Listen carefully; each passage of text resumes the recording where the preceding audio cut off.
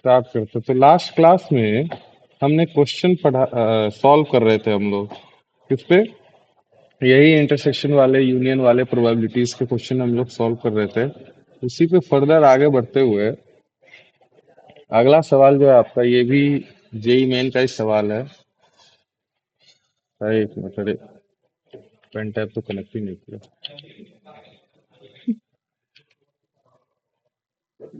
हाँ, ये भी जेई मेन का सवाल है आपका। तो सवाल क्या बोल रहा है, the probability of three events, तीनों इवेंट्स की प्रोबेबिलिटी आपके पास दी हुई है। पीए दिया हुआ है कितना, 0.6। पीवी दिया हुआ है आपके पास 0.4, और पीसी दिया हुआ है आपके पास 0.5। उसके बाद ए इंटरसेक्शन बी और बी इंटरसेक्शन सी और A intersection B intersection C, इन तीनों की प्रोबेबिलिटी गिवन है। और ठीक है, और हमारे पास क्या गिवन है, probability of A union B की गिवन है। ए यूनियन बी की प्रोबेबिलिटी 0.8 गिवन है। Probability of A intersection C हमारे पास 0.3 गिवन है। और probability of A intersection B intersection C हमारे पास 0.2 गिवन है। और उसी के साथ probability of B intersection C बोला है अल्फा, नहीं बीटा बोला है, बीटा। और आपके पास probability of A union B union C, इसको बोला है अल्फा। अब बोला है अल्फा जो है भाई 0.85 से 0.95 के बीच में, और बीटा का इंटरवल पूछा है आपसे, बीटा का इंटरवल पूछा है। तो पहली बात तो ये बड़ा ही इतना आसान सा सवाल है। अगर बीटा का इंटरवल आपसे पूछा तो सबसे पहले तो अगर मैं ये लिखूं, probability of A union B union C, ये किसके इक्वल होता है बेटा, probability of A plus probability of B plus probability of C minus probability of A intersection B minus probability of B intersection C minus probability of C intersection A plus probability of A intersection B intersection C. ये होता है हमारे पास, probability of ए है, B है, सी है। लेकिन देखिए हमारे पास ये अभी नहीं है, ये देखो ये नहीं है ना, इसकी जगह ए यूनियन बी दिया है। तो इससे ए यूनियन बी का यूज करके हमें पहले ये निकालना पड़ेगा। बाकी ये डेटा आपके पास बीटा गिवन है, यही आपको निकालना है। और सी इंटरसेक्शन ए और ए इंटरसेक्शन सी, बात एक ही है, तो ये भी आपके पास गिवन है। और ये अल्फा गिवन है और अल्फा की रेंज गिवन है। तो बड़ा ही आसान सा सवाल है। तो सबसे पहले हम लोग probability of A intersection B ही निकाल लेते हैं। ये क्या होगा, ये निकालते हैं। तो ये कैसे निकलेगा, हमें पता है probability of A union B अगर मुझे लिखना हो तो इसको मैं क्या लिखूंगा, probability of A plus probability of B minus probability of A intersection B, यही लिखेंगे क्या बेटा। अब यहाँ पे देखो ए और बी गिवन है और ए यूनियन बी गिवन है, तो से ए इंटरसेक्शन बी आ जाएगा। प्रोबेबिलिटी ऑफ ए 0.6 है प्लस प्रोबेबिलिटी ऑफ बी कितना है, 0 पॉइंट, क्या हुआ बोलो, 0.4 है। और minus probability of A intersection B आपको निकालनी है, और ए यूनियन बी कितना गिवन है आपको, 0.8 गिवन है। ये 0.8 गिवन है। तो बड़ा ही आसान सा सवाल हुआ। ये तो 1 हो गया, और इधर आके ये -2 हुआ, तो ये माइनस ऑफ 0.2 हुआ, ये 1 हुआ।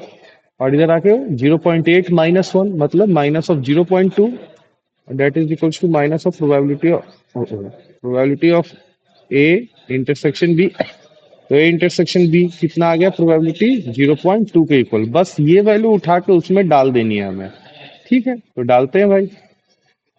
ए union B union C alpha है, तो alpha equals to probability of A 0.6 plus probability of B 0.4 plus probability of C कितना है, 0.5। फिर minus of A intersection B आपने 0.2 निकाल लिया है। उसके बाद minus of B intersection C आपके पास बीटा है, माइनस ऑफ सी इंटरसेक्शन है क्या है, 0.3 है। उसके बाद आपको प्लस कर देना है क्या, probability of A intersection B intersection C. ये कितना गिवन है, 0.2 गिवन है, तो ये 0.2 है। ये 0.2 ये 0.2 कैंसिल हो गए आपस में, और इनको प्लस करोगे तो ये क्या हुआ, 1.5, 1.5 minus 0.3 that is 1.2 minus of beta equals to alpha. आपसे पूछा क्या है, आपसे बीटा का इंटरवल पूछा है। तो हम लिख सकते हैं क्या, beta equals to 1.2 minus alpha, ये लिख सकते हैं। और हमें अल्फा कहाँ से कहाँ तक गिवन है, अल्फा हमें 0.85 से 0.95, दोनों तरफ देखो इक्वलिटी होल्ड कराई है इसने, दोनों तरफ इक्वलिटी होल्ड है ना। तो 0.85 से 0.95, बस एंड पॉइंट्स अल्फा के वैल्यू पुट कर दो, रेंज आ जाएगा। अल्फा का एंड पॉइंट पुट करेंगे 1.2, 1.2 माइनस 0.85, ये पुट करोगे तो बीटा कितना आएगा, बोलो कितना आएगा, बोलो गधो ने, 0.35 आएगा। और जब 1.2 में 0.95 पुट करोगे तो ये 0.25। तो बीटा का रेंज क्या आ गया, beta belongs to close interval 0.25 से 0.35, यही आएगा। तो कौन सा ऑप्शन हो गया, ऑप्शन नंबर ए। बात समझ में आई आपको, बोलो।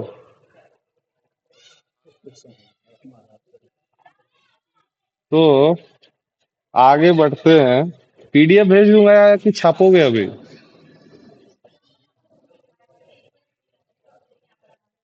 हैं?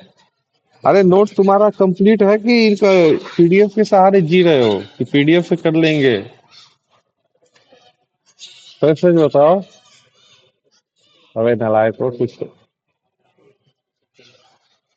तो इसको चलो छापो तो इसको, क्या इसको छोड़ो हटाओ, अगला सवाल कराता हूँ मैं, ये पीडीएफ भेज दूंगा, छाप लेना अपना, अभी समझो। अगला सवाल है आपका, if probability of B equals to 3/4, probability of A intersection B intersection C complement, C complement ध्यान रखने की बात है, ये 1/3 है। एंड आपके पास गिवन है probability of A complement intersection B, B intersection C complement, ये 1/3। Then probability of B intersection C आपको निकालना है। वेन डायग्राम मैं बना देता हूँ, क्वेश्चन ट्राई करो एक बार तुम लोग। वेन डायग्राम क्या है, ये ऐसे ही बनेगा, तीन है तो तीन सर्कल बन गया, लो ये वेन डायग्राम बन गया। ये आपका ए, ये बी, ये सी। चलो ट्राई करो तो ये सवाल, ये तो क्लियर सेट थ्योरी का सवाल हो गया, एक बार ट्राई कीजिए इसको।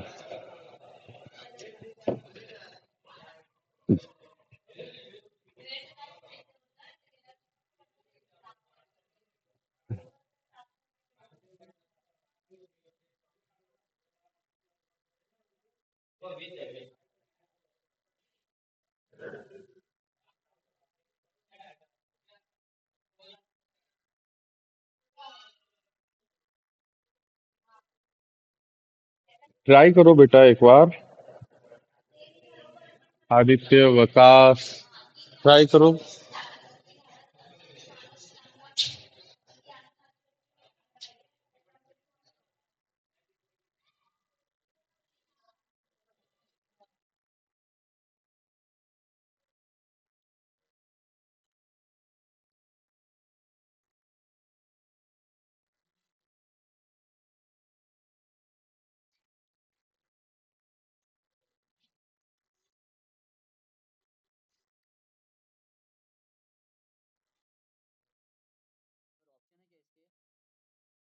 हाँ चल ऑप्शन भी दे देता हूँ। Option A 1/12, option B 1/6, option C 1/15, option D 1/9। ये चार ऑप्शन है आपके।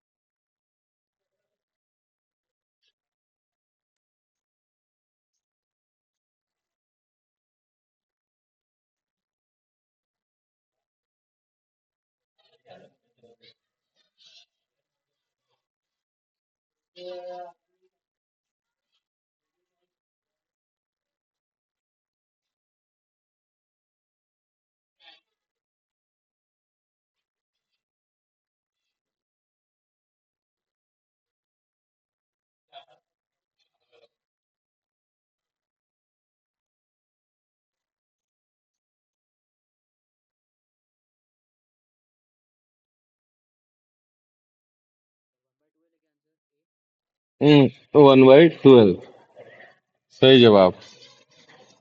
तो देखिए आपसे क्या दिया हुआ है, थोड़ा पेन चेंज किया जाए। Probability of B. तो आपसे बेसिकली पूछा क्या गया है, आपको पूछा गया है कि बी इंटरसेक्शन सी बताओ। बी इंटरसेक्शन सी का मतलब क्या हुआ, ये वाला पूरा पार्ट हुआ क्या, ये आपसे पूछा गया है। और आपको दिया क्या क्या गया हुआ है उसकी बात करें हम, तो हमें दिया हुआ है probability of A intersection B और जो सी नहीं है। तो ए इंटरसेक्शन बी जो सी नहीं है, वो क्या ये वाला पार्ट ही होगा जो मैंने जितना अभी हाईलाइट किया है। ए इंटरसेक्शन बी जो सी नहीं है, ये कितना दिया हुआ है, 1/3 गिवन है, ठीक है। और उसके बाद बोला गया है आपसे ए कॉम्प्लीमेंट का इंटरसेक्शन बी के साथ और सी कॉम्प्लीमेंट का इंटरसेक्शन, मतलब बी का इंटरसेक्शन उनके साथ जो ए नहीं है और जो सी नहीं है। तो अल्टीमेटली आपको बोला क्या क्या गया है कि जो ए भी नहीं है और सी भी नहीं है उसका बी के साथ इंटरसेक्शन। तो ये वाला पार्ट हटेगा जो ए और सी के साथ कॉमन है, मतलब ये क्या दिया हुआ है, ओनली बी। ये वाला पार्ट जो येलो से मैं हाईलाइट कर रहा हूं मैं, ओनली बी वाला पार्ट, ये आपको कितना दिया हुआ है, ये आपको दिया हुआ है कितना,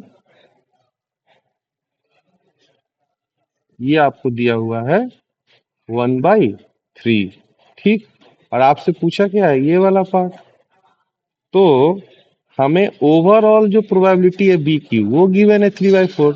बड़ा ही आसान सा सवाल हो गया। Probability of B intersection C क्या हो जाएगा, 3/4 overall minus this part and this part, -1/3 -1/3, 3/4 -2/3, that is 1/12। आपका क्या हो गया, आंसर हो गया ऑप्शन ए। बात समझ में आई आपको। आगे बढ़े हम लोग। अब अपना अगला टॉपिक है conditional probability. Conditional probability. Conditional probability का मतलब क्या है कि आपके पास दो इवेंट होंगे और आपको बोला जाएगा कि भाई एक इवेंट पहले हो चुका है, ये हमें पता है। तो आप बताओ दूसरे इवेंट की होने की क्या प्रोबेबिलिटी है। एग्जाम्पल के तौर पे देखिए, मैं एक एग्जाम्पल ले रहा हूं।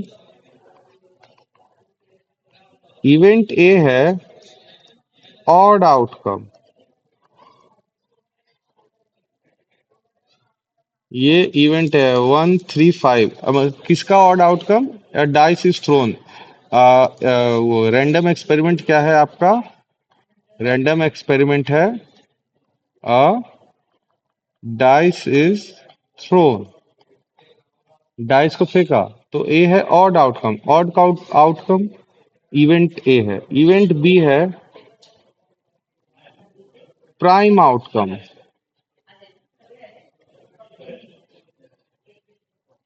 प्राइम आउटकम क्या क्या होंगे? 2, 3, 5। और सैंपल स्पेस की बात करोगे तो सैंपल स्पेस क्या हो जाएगा? एस मतलब सैंपल स्पेस क्या क्या हो जाएंगे ये? 1, 2, 3, 4, 5, 6 ये हो जाएंगे।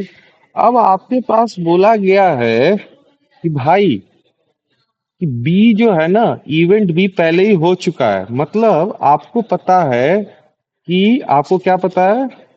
मैं लिख रहा हूं। आपको पता है कि क्या आएगा?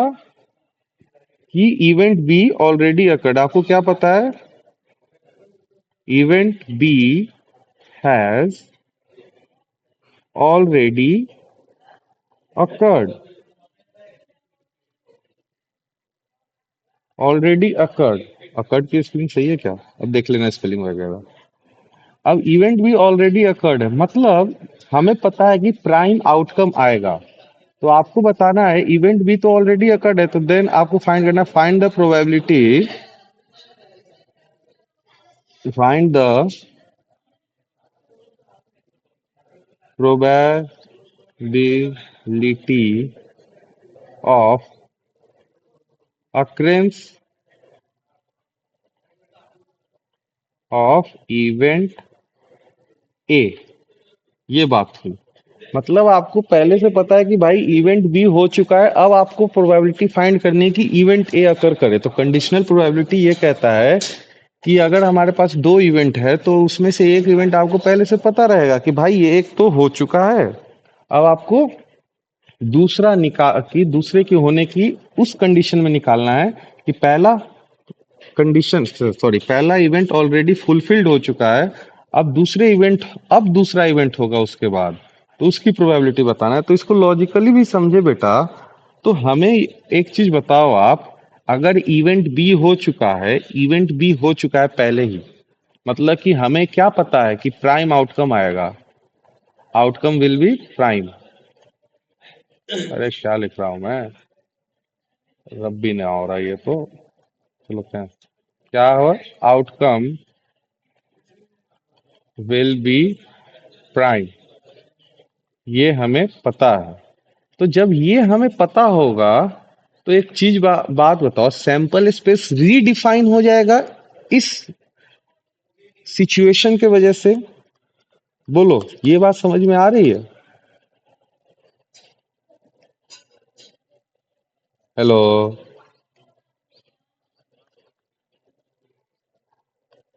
ये ऑलरेडी अकर्ड है ना? Already occurred. अकर्ड का स्पेलिंग क्या होता है? गलत लिख रहा हूँ, OCCURED। हाँ, ऑलरेडी मतलब अब इसके बाद सैंपल स्पेस रीडिफाइन होके क्या बन गया? जो इवेंट बी के सैंपल स्पेस थे, तो इवेंट बी का सैंपल स्पेस क्या है? 2, 3, 5। यही होगा क्या? ये अब आपका सैंपल स्पेस बन गया क्या बेटा? बोलो। अब बात अब बात आती है इवेंट ए की। अब क्या है? अब बोल रहा है कि भाई इवेंट ए उसके बाद अकर होगा। तो इवेंट ए में क्या था? ऑड आउटकम्स थे। तो ऑड मतलब 1, 3, 5। तो अब प्रोबेबिलिटी क्या हो जाएगी? अपने पास एक चीज बताओ, इवेंट ए में और कितने वो हैं? प्राइम है, यही है। कॉमन क्या आया दोनों में? यही आ रहा है। तो 2 अपॉन टोटल सैंपल स्पेस क्या है? 3। आपका आंसर क्या हो गया? 2/3। ये हुआ। ये तो हुआ मेथड वन। लॉजिकल सोचा है हमने, कुछ नहीं फॉर्मूला इसका लगाया, लॉजिकल सोचा है कि भाई पहला वाला इवेंट अकर हो गया है, बी अकर हो गया है, मतलब प्राइम नंबर हमारे पास आ चुके हैं, प्राइम नंबर हमारे पास आ चुके हैं, मतलब हमारा सैंपल स्पेस रीडिफाइन होके क्या बन गया? 2, 3, 5 ये हो गया। अब अब बोल रहा है कि अब आपका इवेंट ए अकर हो रहा है। अब इवेंट ए अकर हो रहा है, मतलब इवेंट ए क्या था भाई? कि इनमें से ऑड आउटकम आने चाहिए, इनमें से ऑड आउटकम आने चाहिए आपके पास। तो इनमें से आने चाहिए, तो इनमें से ऑड कौन से हैं? 3 और 5 ही है क्या बेटा? तो दो हैं, तो 2/3। बात समझ में आई कि नहीं आई? बोलो, बोलो आदित्य। वकास, बोलो गधो। अरे नहीं आई तो नहीं बोलो, आई तो हाँ बोलो। हेलो। अबे कहाँ चले गए बोलो। मलाइको, मीटिंग में हो भी या भाग भूग गए। Prajwal,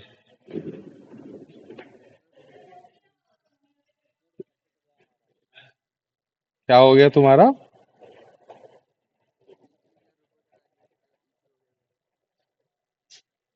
Aditya left the meeting. नहीं है तो इसमें ये मैसेज क्यों आ रहा है। मैं बोल रहा हूँ ये सवाल समझ में आया आपको। बल्कि ये कंडीशनल प्रोबेबिलिटी समझ में आया, मतलब अगर हमें फॉर्मूला याद ना भी रहे, इसका फॉर्मूला मैं इसके बाद मैं इसका फॉर्मूला बताऊंगा। अगर हमें फॉर्मूला याद ना भी रहे तो बिना फॉर्मूला के भी हम ये कर सकते हैं ना। बात समझ में आई। अब ये तो मेथड वन था। मेथड टू, इसी सवाल को सॉल्व करने का मेथड टू की मैं बात करूं तो मेथड टू बोल रहा है कि कंडीशनल प्रोबेबिलिटी, पहले तो ओवरऑल सैंपल स्पेस क्या था भाई। ओवरऑल सैंपल स्पेस 1 2 3 4 5 6 ये है, ठीक। अब इवेंट ए में क्या है भाई, अपने पास ऑड आउटकम है 1 3 5। इवेंट बी में क्या था, प्राइम, मतलब 2 3 5। अब अब इसका फॉर्मूला क्या कहता है। इसका फॉर्मूला कहता है प्रोबेबिलिटी, इसको देखो पढ़ते कैसे, probability of A when be occur. ये जो मैंने लिखा है इसको किस तरीके से, पेन चेंज नहीं हुआ। हाँ, ये जो मैंने लिखा है इसको क्या पढ़ा जाएगा, probability, probability of A when B already occurred, ये पढ़ा जाएगा इसको। काफी बार इसको थोड़ा स्लैंट लाइन में भी लिखते हैं यार, काफी बार इसको स्ट्रेट लाइन इस तरीके से भी लिख देते हैं, थोड़ा स्लैंट करके भी लिख देते हैं। बात समझ में आई आपको। ये होता है इसका मतलब, इस तरीके से लिखा जाता है ये। तो इसका क्या फॉर्मूला होता है, probability of A when B occurred equals to probability of A intersection B upon probability of B. ये होता है इसका फॉर्मूला, ठीक है। तो फॉर्मूला से सॉल्व करें तो आपको क्या निकालना है, पहले ए इंटरसेक्शन बी निकालना है। तो सबसे पहले तो ए इंटरसेक्शन बी निकालो। ए इंटरसेक्शन बी क्या होगा, ए इंटरसेक्शन बी देखो क्या आ रहा है, 3 और 5 आ रहा है क्या। तो ए इंटरसेक्शन बी आपके पास 3 5 आएगा। अब probability of A intersection B क्या आ जाएगा आपके पास,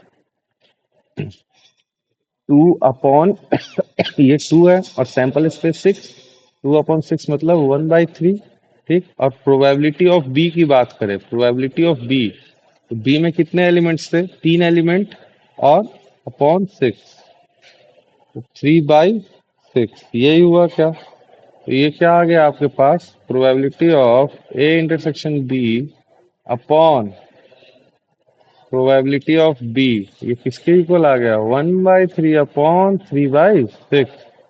ये कैंसिल हो गया, 2 2/3 के इक्वल आया, ये 2 ऊपर चला जाएगा। देखो सेम आया क्या, जो हमने एक सवाल, यही सवाल हमने लॉजिकल किया था, लॉजिकल सोच के किया, और यही सवाल एज ए फॉर्मूला के तौर पे हमने किया। यही होगा क्या बेटा, बात समझ में आई कि नहीं आई, बोलो, बोलो।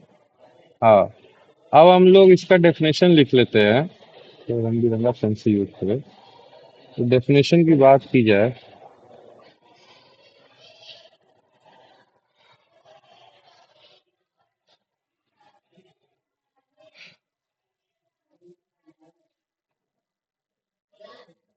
इसका डेफिनेशन बोलता है, let A and B be two events associated with a same sample space. Sample space दोनों का सेम होना चाहिए, ये ऊपर वाले क्वेश्चन में भी हमने अभी देखा। S the conditional probability the conditional probability of an event A given B where B has already occurred are denoted by, किस तरीके से इसको डिनोट करते हैं, probability of A when be occur, इस तरीके से, और इस तरीके से भी डिनोट करते हैं, probability of A when B occurred, मतलब अप अपॉन में बी कर देते हैं। ठीक है, ये ए अपॉन बी नहीं है, इसको आप पढ़ेंगे क्या, probability of A when B already occurred, ये पढ़ेंगे आप। तो अभी हमने देखा probability probability of A when B occurred, इसका फॉर्मूला क्या होता है, probability of A intersection B upon probability of B. मतलब कहने का क्या है कि बी क्या है, ये हो चुका है, ये पास्ट हो गया। अरे कहीं चेंज नहीं हुआ, बी जो है आपका ये हो चुका है, ये हो चुका है भाई। तो बी तो आपका पास्ट टेंस हो गया एक तरीके से, ठीक है। और यहाँ पे ये भी कंडीशन भाई, बी डिनोमिनेटर में है ना, तो प्रोबेबिलिटी ऑफ बी जीरो नहीं आना चाहिए, probability of B not equals to zero, ठीक है। और अगर मुझे ये लिखना हो probability of B when A occurred, तो बस यही उल्टा हो जाएगा, ऊपर तो सेम रहेगा, probability of A intersection B ही रहेगा, डिनोमिनेटर में बस अब क्या हो जाएगा, प्रोबेबिलिटी ऑफ ए आ जाएगा। जो बाद में यहाँ लिखा रहता है वही नीचे, उसी की प्रोबेबिलिटी नीचे आती है। जो मतलब हो चुका है उसकी प्रोबेबिलिटी डिनोमिनेटर में रहेगी, जो हो चुका है उसकी प्रोबेबिलिटी डिनोमिनेटर में रहेगी। बात समझ में आई कि नहीं आई, बोलिए, बात समझ में आई कि नहीं आई। चलो अब आगे बढ़ा जाए, एक क्वेश्चन करते हैं हम लोग इसका।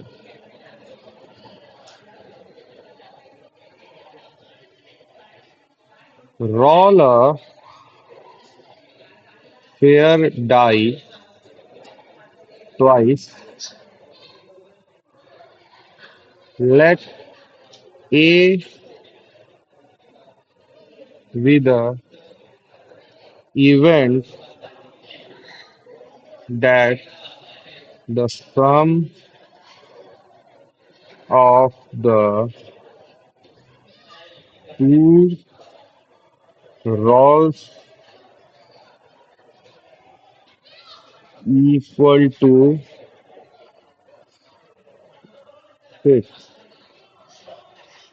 and let B be the event that the same number comes up twice. So what is the probability?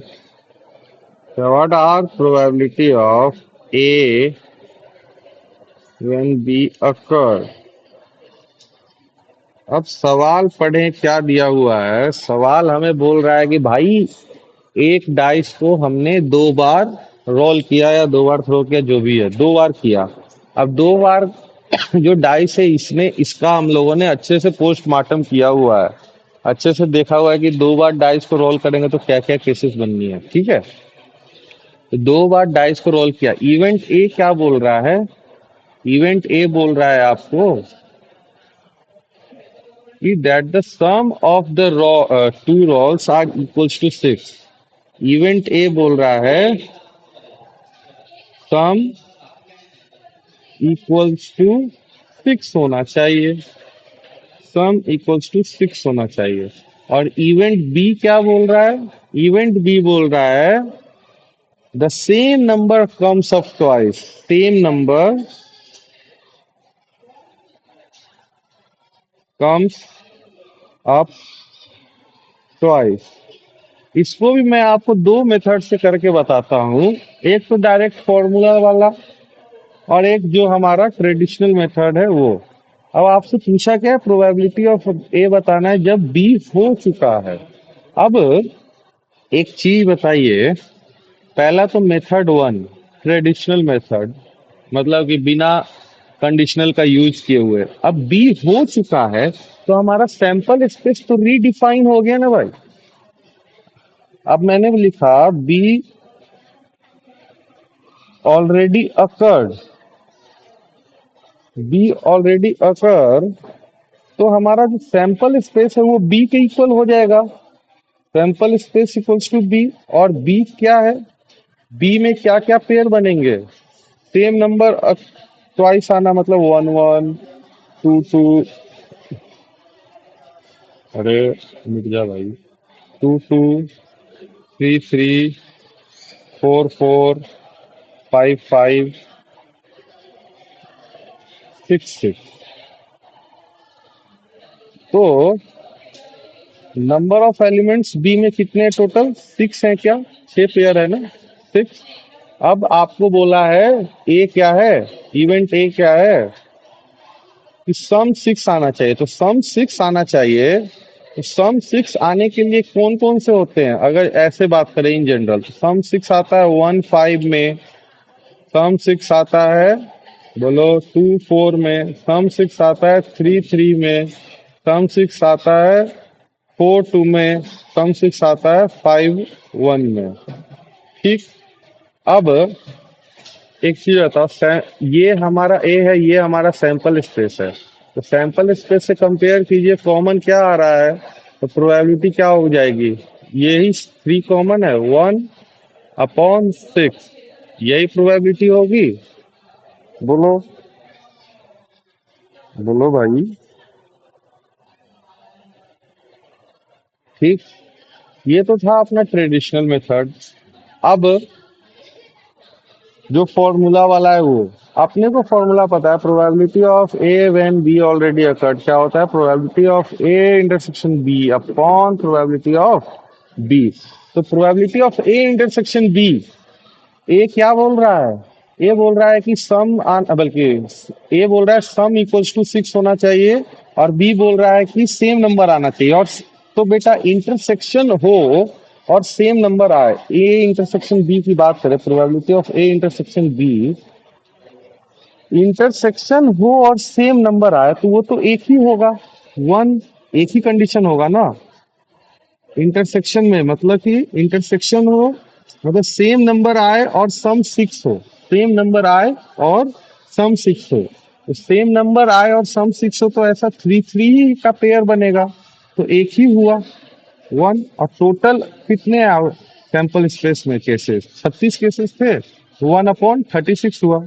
अब प्रोबेबिलिटी ऑफ बी की बात करें, तो प्रोबेबिलिटी ऑफ बी, तो बी क्या बोल रहा है? सेम नंबर आए, same number comes of twice, मतलब टोटल तो ऐसे 6 थे, तो ये हो गया 6/36। अब इनको डिवाइड कर दो, probability of A when B occurred क्या आएगा? 1/36/6/36।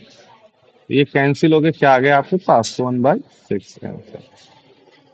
बात समझ में आई आपकी? बोलो। आगे बढ़ा जाए। अगला सवाल है, let X and Y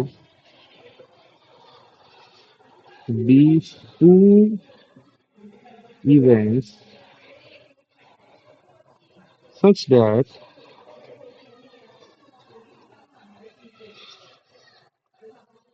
probability of x equals to 1 by 3.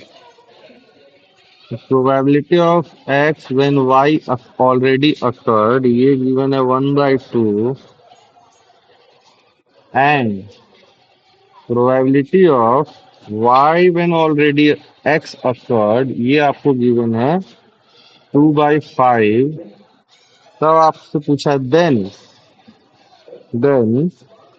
ये more than one करेक्ट है आपका।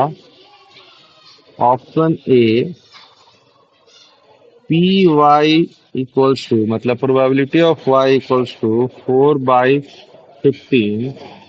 ऑप्शन बी है probability of X complement when already Y occurred equals to 1/2। C part है probability of X intersection Y 1/5। D part है probability of X union Y equals to 2/5। Try कीजिए जरा ये सवाल, ये जे एडवांस 2017 का सवाल है, आसान सा क्वेश्चन है, एक बार ट्राई करो। ट्राई करो तो बेटा मोर देन वन करेक्ट है, मोर देन वन करेक्ट है। ठीक है, ट्राई कीजिए क्या।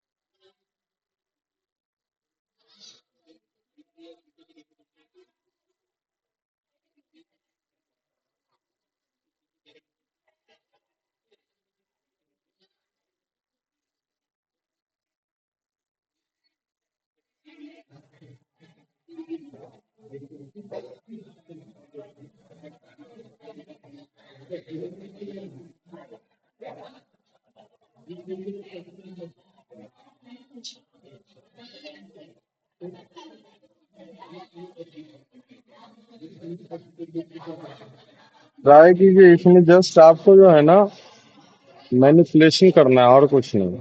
मैनिपुलेट करना है, इधर से उधर, उधर से इधर,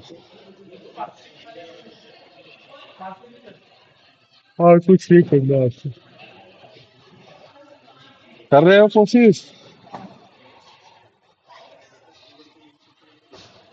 करो बेटा, एक बार ट्राई करो।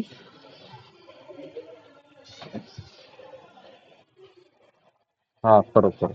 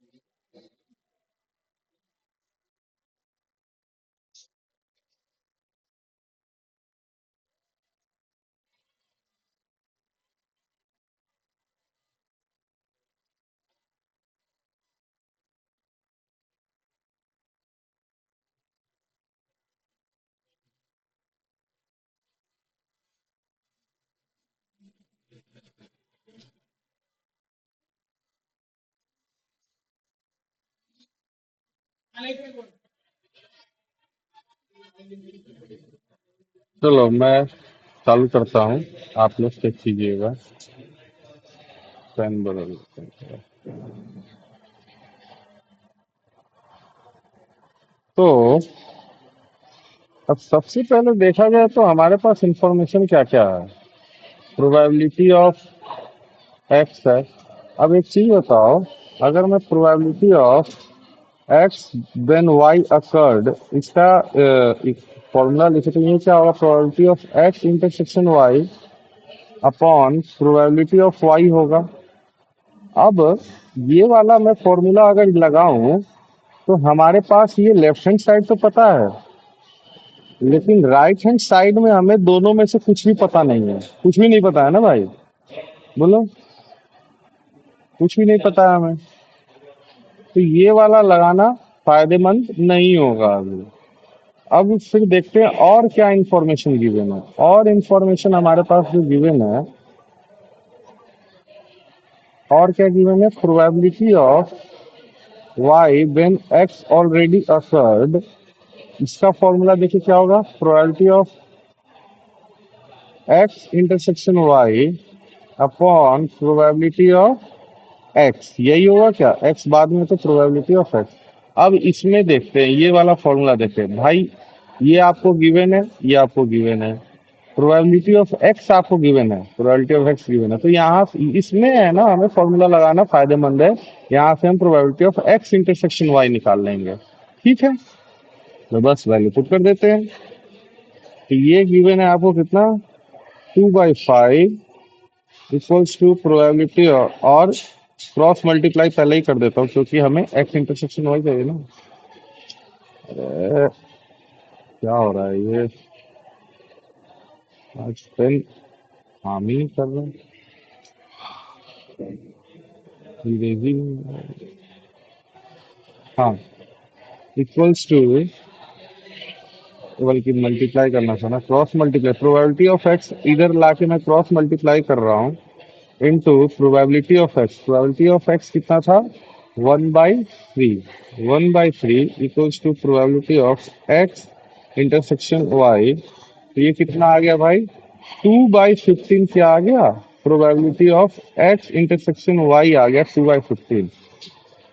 तो एक्स इंटरसेक्शन वाई कितना है, 2/15 आया है। तो भाई सी ऑप्शन तो गया, ये नहीं हो सकता। अब हम ये वैल्यू है ना इसमें पुट करते हैं, इससे हमारे पास है ना पी ऑफ वाई आ जाएगा, क्योंकि ये भी गिवन है और ये हमने फाइंड कर लिया।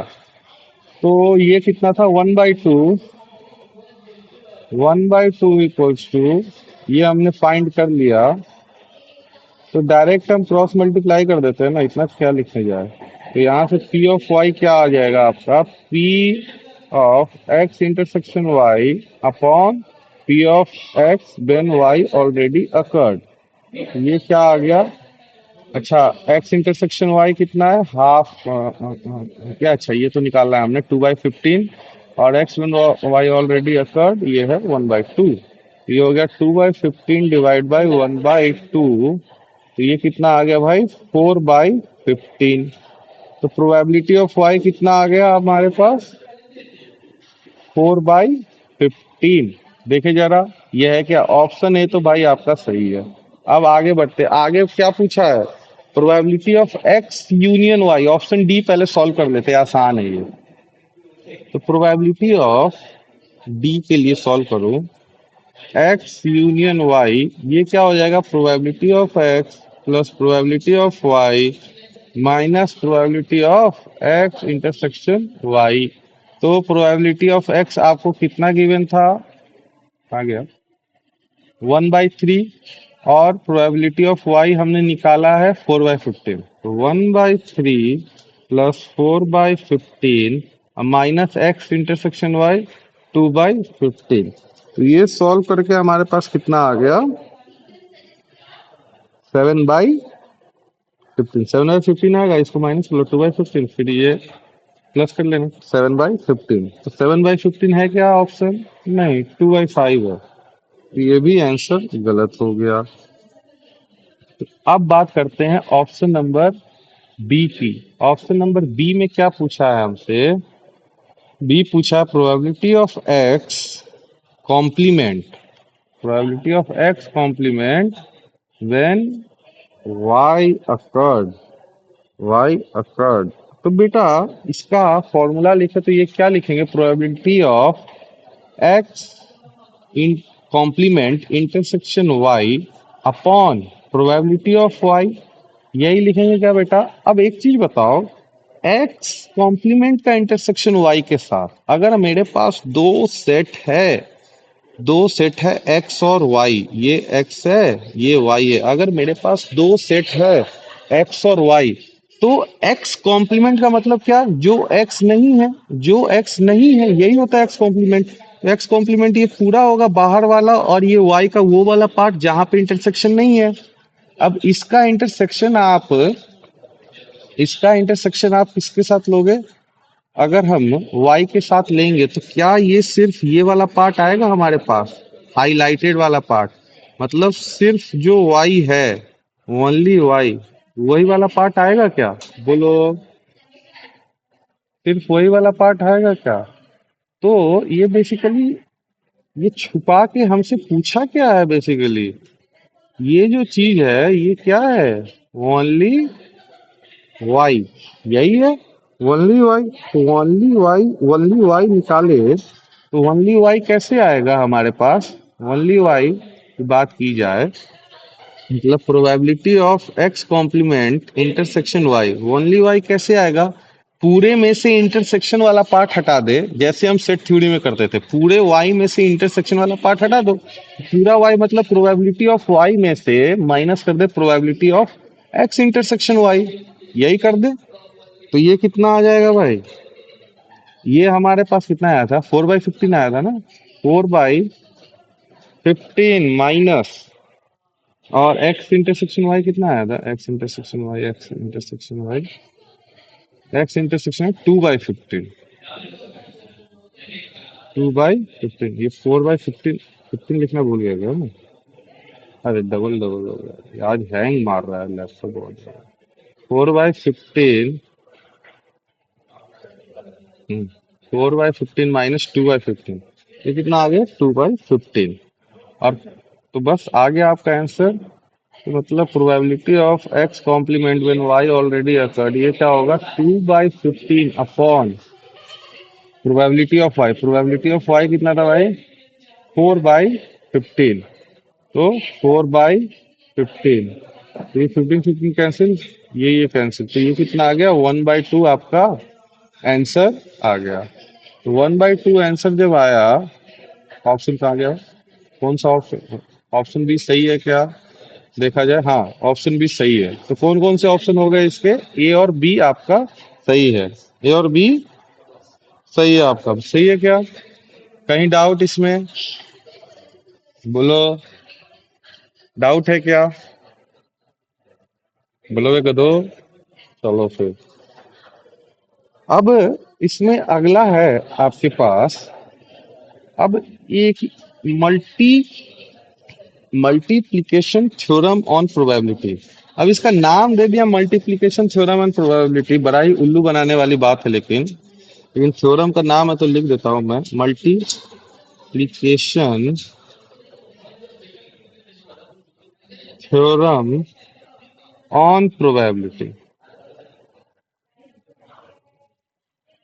मल्टीप्लिकेशन थ्योरम ऑन प्रोबेबिलिटी क्या बोलता है, अब भाई कुछ नहीं बोलता है, बकवास क्या कर रहा है, अभी हमने ऊपर पढ़ा probability of A when B occurred, ये क्या होता है, probability of A intersection B upon probability of B, यही होता है। तो मल्टीप्लिकेशन थ्योरम बोल रहा है कि इसको ला के इधर क्रॉस मल्टीप्लाई कर दो, और कुछ मतलब यही बोल रहा है।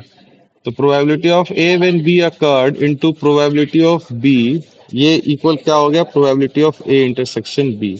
बस यही है आपका मल्टीप्लिकेशन थ्योरम। देखो बकवास है, इसको थ्योरम का नाम दे दिया इन्होंने, ये कौन बच्चा बच्चा कर लेगा, इसमें कौन सी बड़ी चीज है, क्रॉस मल्टीप्लाई तो बचपन से करते आ रहे हैं, तो बस क्रॉस मल्टीप्लाई कर दिया और कुछ नहीं किया इन्होंने। ठीक है, अब बात यहाँ पे ये है, इंपॉर्टेंट चीज इसमें क्या है, नोट करने वाली बात, फिर ये नोट करा के क्लास खत्म करेंगे आज का। नोट करने वाली बात ये है कि if A and B are two independent event, two independent event, दो इंडिपेंडेंट इवेंट हैं, तो probability of A intersection, sorry, probability of A when B occurred, ये इक्वल हो जाएगा प्रोबेबिलिटी ऑफ ए के ही। क्यों? लॉजिकली सोचिए बेटा, जब दो इंडिपेंडेंट इवेंट हैं तो इंटरसेक्शन का तो कोई पार्ट आना ही नहीं है हमारे पास। तो बी अकर हो या बी अकर नहीं हो, उससे हमें क्या फर्क पड़ेगा? दो इंडिपेंडेंट इवेंट का हमने एग्जांपल लिया था, एक डाइस थ्रो किया था और एक कॉइन को हमने उछाला था। तो दूसरे पे हेड आए और इसमें सिक्स आए, ये दोनों तो इवेंट आपस को कोई आपस में इंटर रिलेटेड है ही नहीं, फर्क पड़ाएंगे ही नहीं। तो इनके होने या ना होने से क्या फर्क पड़ेगा? बात समझ में आ रही है आपको? बोलो। अब जैसे कि तुम्हारे रियल लाइफ एग्जांपल में ठुकरा के मेरा प्यार इंतकाम लिखेगी, तो अब इंडिपेंडेंट इवेंट हो गए दोनों के दोनों। अब उसका क्या हो रहा है उससे तुम्हारे जीवन में अब कोई फर्क नहीं पड़ना। वही बात हो गई। तो ये था note number one. Note number two क्या? If A and B are two independent events, then, अगर दोनों इंडिपेंडेंट इवेंट है, then probability of A intersection B, ये इक्वल होगा probability of A into probability of B. अब दोनों independent है तो इंडिपेंडेंट है तो कोई इंटरसेक्शन तो आना नहीं है, तो ये क्या हो जाएगा? Probability of A intersection B. तो यहां से, हाँ, अभी के लिए इतना ही, बाकी हम अगले क्लास में कंटिन्यू करेंगे। ठीक है बेटा? चलो नोट्स में भेज देता हूँ आपको।